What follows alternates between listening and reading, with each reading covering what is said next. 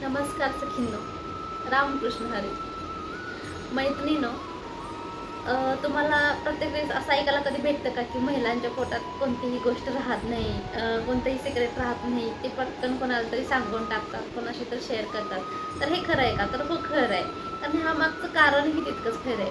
तुम्हाला माहिती आहे का, महाभारतामध्ये ज्यावेळेस अर्जुनाकडून कर्ण हरतो, तेव्हा सगळे पाच पांडव खुश होऊन घरी येतात कुंतीकडे आणि कुंतीला ही आनंदाची बातमी सांगतात की कर्ण हरला आणि आपण जिंकलो.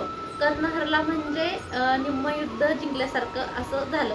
त्यावेळेस कुंतीला खूप वाईट वाटतं, ती रडायला लागते.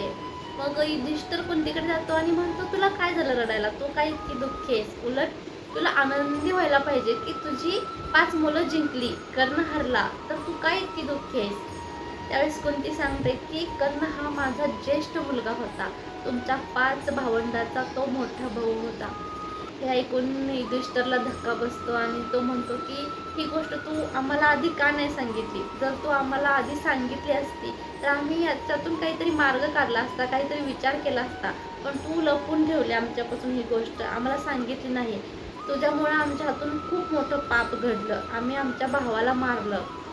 तेव्हा युधिष्ठिर शाप देतो की त्यापुढे कोणत्याही महिलेच्या पोटात काहीही राहणार नाही.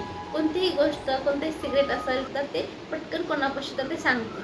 तर त्या शापामुळे कदाचित असं होत असेल, कारण तुमच्याही बाबतीत असं होतं का?